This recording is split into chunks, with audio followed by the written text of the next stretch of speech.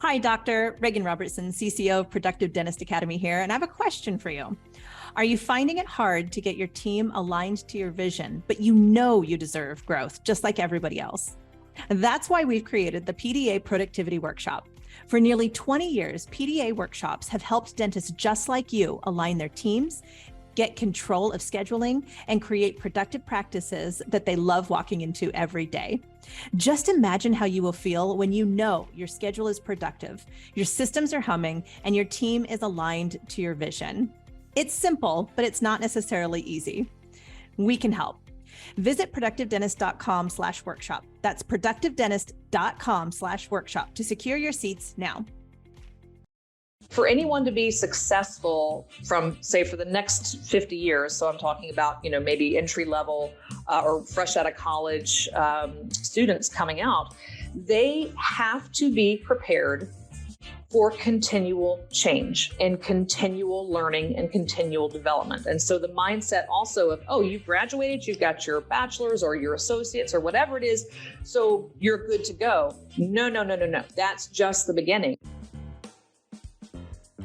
Welcome to Investment Grade Practices Podcast, where we believe private practice dentists deserve to get the lifestyle today while building an asset for tomorrow. Join your host, Victoria Peterson, to design the practice of your dreams and secure your financial independence. Let's get started.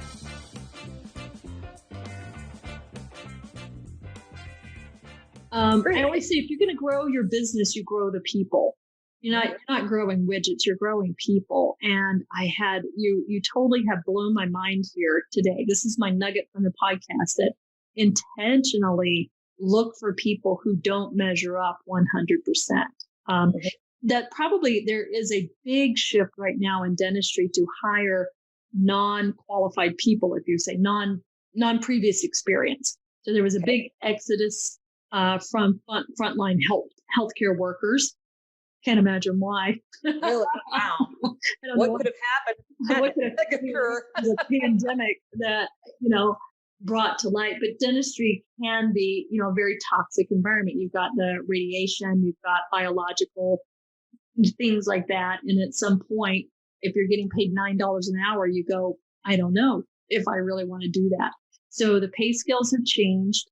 The requirements have changed, and what employees are demanding in terms of safety and growth and contribution is shifting. And so I'm hoping that our doctors feel that trend, and they're hiring on people out of hospitality and retail and customer service, and then teaching them the dental. And maybe you're tapping into why those employees stay for so long, because there's so much to learn. Right. Right. And they can see, if employees can see a path of growth, and it doesn't necessarily have to tie to any position titles or moving up a proverbial ladder. But if they can see a pathway of continual growth and development, yes, that, as you said, it ties back to Maslow's hierarchy. Yes, money is important. Of course, money is important, but for everyone, unless money is their absolute driver of, I'm not self-actualized unless I have a Hermes bag or, whatever. For everyone, at some point, a 10% pay increase, while they wouldn't turn it down, is not going to be a motivator. Okay. Right. At some point, there is a monetary level at which people feel secure and safe. And absolutely, employers should be paying that. It should not be, oh gosh, I wonder, how am I going to pay for this medical issue, or how? No, I totally disagree with employers that do not understand that you have to pay enough to take money off the table. But then once you do, then you have to provide that ability for growth and continual learning. Especially, we're in 2021.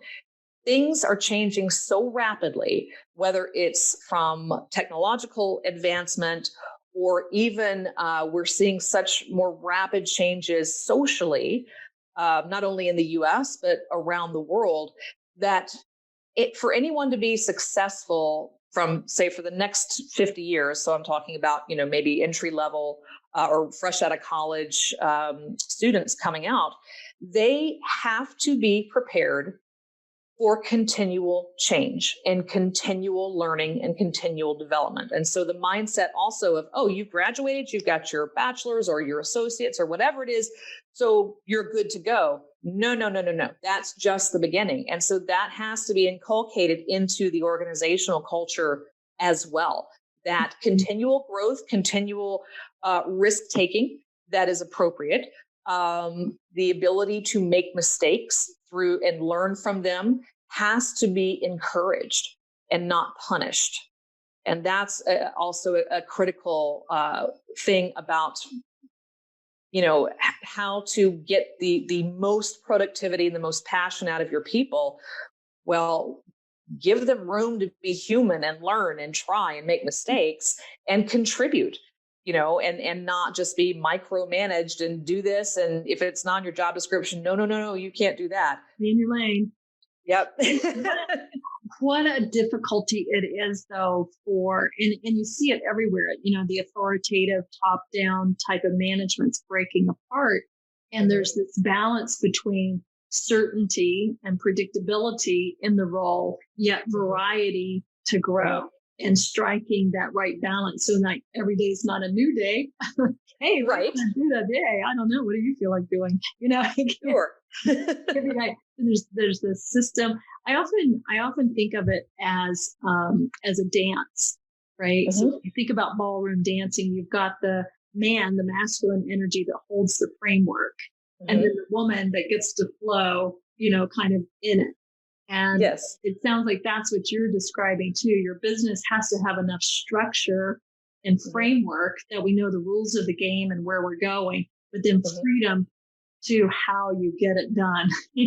I think you've been sitting in on my classes because I actually, yes, in one of when I teach leadership to my undergrad, my sophomores, I start the week off with a clip of Fred Astaire and Ginger Rogers dancing, and have them describe to me what is it that they're seeing. And, and most of these kids have not tried ballroom dancing, but they kind of understand the mechanisms of it. And if not, then I give them a quick intro into what that means. And it's exactly this. I said, well, you have a framework, okay? But imagine if you were only watching Fred Astaire dance. Now, granted, marvelous dancer, but Ginger Rogers brings that extra component. And so those two together, it creates that, synergy that's greater than the sum of the parts type of thing. And I said, here's what you as a business owner or manager have to realize, that as you're providing the structure, you maybe kind of guiding her with your hands of where you're going to go next on the dance floor. But she is looking just as marvelous as you are, but she's doing it backwards and in high heels. So think of your employees. They're not just taking direction from you. They are adding in their own capabilities, their own thoughts, their own talents. And the most successful business owners harness that. They recognize it. So they provide structure, but if one of their employees has an exchange with a customer, or a client, and something happened from that, and that sparks an idea in them, they need to have the voice to bring that to the business owner, so that, oh, I never thought about that, but wow, that could maybe really enhance our business. I'm trying to tell, I've seen 3 different dentists since I've moved to the state of Missouri, and nobody seems to have nitrous oxide here. And I still have horror stories from my childhood dentist who, I can still smell the office. It was one of those 70s, scary places for kids. So even when I go to get cleaning, I'm the biggest wimp. I want nitrous, man. I've got to relax. And if you don't have nitrous, then I've got to find some Valium or something, because I have that childhood fear. And so since moving to Missouri, it's like, what do you mean you don't have nitrous? In Florida, maybe we're a bunch of babies in Florida because everybody has nitrous in their offices. So I'm trying to put the word out to every dentist I go to. Hey, you need to get some nitrous in here. What town are you in? I'll put the word out here.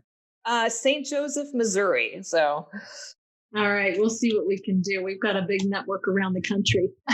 Okay. Yes, please get the word out because they're not getting it. I guess their employees have no voice because I tell every hygienist and every assistant that comes in my cubicle when I'm there, I'm like, please tell them to get some nitrous. I don't know. Maybe in the Midwest, they're just really tough cleaning or something. Oh my gosh. Adrienne, I want to spend an entire day with you. I really do. I really do. But you brought so much to the table today, talking about growing the people and ways of growing the people. Like focus on that. And love the way you set it out with focus on the people and your passion and the purpose, and then the profits come.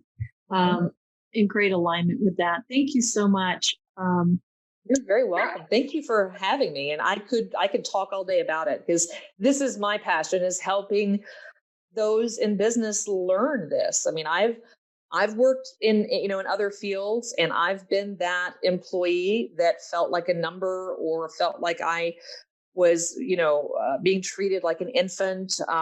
And I've also worked for leaders where I thought, man, I would follow that person to the end of whatever business goal they have, because I know I get to contribute and be a part of it. And of course, it's part of my research and my study. And I want everyone to be able to experience the type of, amazing joy I've had in that latter type of position, and for business owners to find that joy of, oh, wow, this actually is better. and the outcomes are better too. If you could give leaders one tip, a tip from Dr. Reynolds that could instantly improve their leadership, what might that be? Every employee is a human being first. And so don't learn about your employees or learn them or interact with them by their job titles. Interact with them by their names and who they are as human beings. That is my top tip for sure. Wow. Simple and yet not always easy because of the way that we've been trained to be leaders. Very true. Very true. But the most effective leadership has a very high degree of empathy and emotional intelligence. And you will not have either of those things at a high level if you cannot see your employees as human beings first. So, agreed. Thank you so much for being here today. I so appreciate you. Oh, it's my pleasure. I really appreciate it. Thank you. This was an honor. It was great. Get all of your contact information in the show notes. Can people reach out to you with questions? Of course. Absolutely. Absolutely. Anytime. I love it. And if you're a dentist listening to this and you're in the St. Joseph, Missouri area, take care of my friend. Nitrous, pick me up. I'm due for cleaning. So I love it. Thank you, Adrienne. Thank you. This was wonderful. Thank you for tuning in to this episode of Investment Grade Practices Podcast.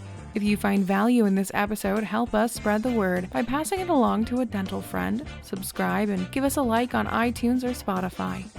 Learn more about building your investment grade practice at productivedentist.com today.